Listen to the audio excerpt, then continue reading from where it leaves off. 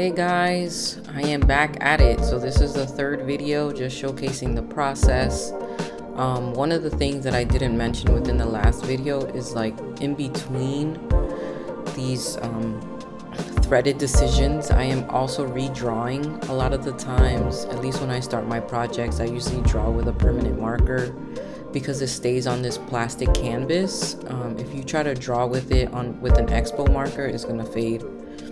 So I usually do a permanent marker, and at the end of it you'll see like my edits, like right now. So I'm using a permanent marker to like redraw her top, just so that I know where the dark areas are and where the light areas are. So I'm going back in. Another thing that I really like to do too is like have a variety of tones. I think I mentioned that with the top portion of her chest. I usually go in with the darks first so that it maps out where certain areas are, and then I come back with the medium, and then by the end I fill in with the highlights so that I know how to build the body. And sometimes I just like skip around. For example, right now I'm putting in her arm to try to figure out what am I gonna do with the other side. So a lot of the times when I'm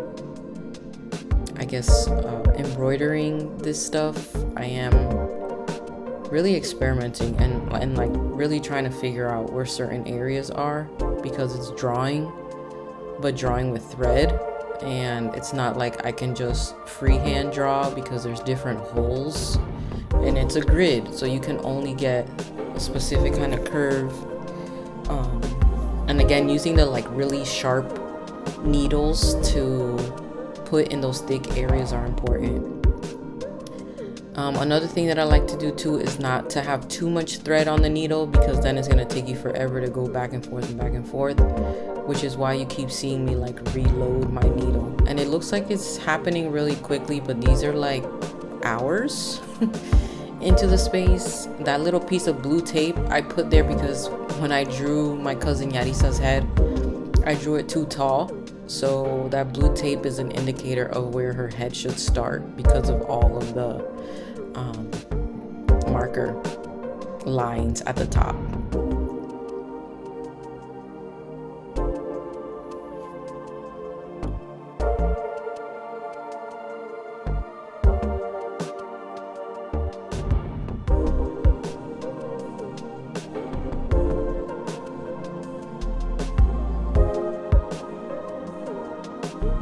Right here is a perfect example of showing you like I put in where the dark grays are, right? And that's what I'm focusing on. So the dark grays to show the folds of the top of that bodice. And now I think I'm using still kind of like that gray. And sometimes I, answer my phone in between sessions. I'm gonna come back in with like a medium tone gray to try to like fill in where the medium parts of that is, and then I'm gonna end the shirt with a kind of like a white, but it's still a gray to pop out where those folds are. So it's like shading, but I'm shading with thread.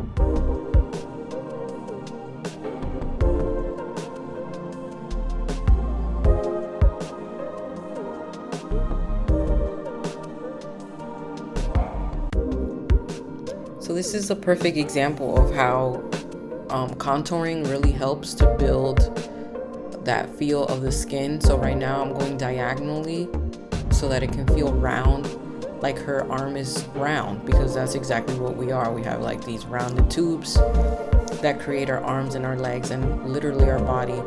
So being able to create these kinds of diagonal lines to create the form of the body is really important. Like you can see the difference between the top portion of the blouse versus like where her chest is supposed to sit, and the angles of the thread that I'm putting in there. So right now I'm trying to figure out that hands are fun, but they're also difficult to work with because there's the darks and the mediums and the lights, and there's highlights, and some people have jewelry on their fingers, which I do last. So I really enjoy going in with the darks first before I figure out what the fingers are supposed to look like, and then end with the nails. So right now I'm going through the same thing where I'm doing the dark areas for the bottom of the skirt first, so that I can figure out where the medium tones are going to be and where the highlights are going to be, so that they can pop just like the shirt.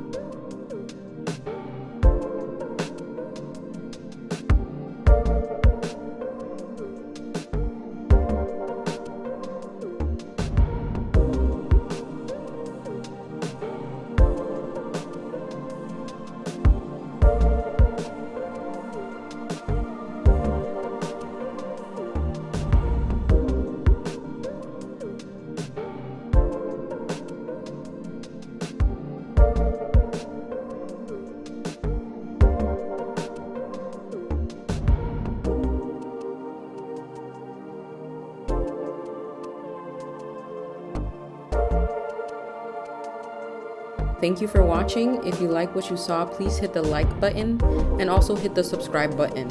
And stay tuned for more videos dropping every week.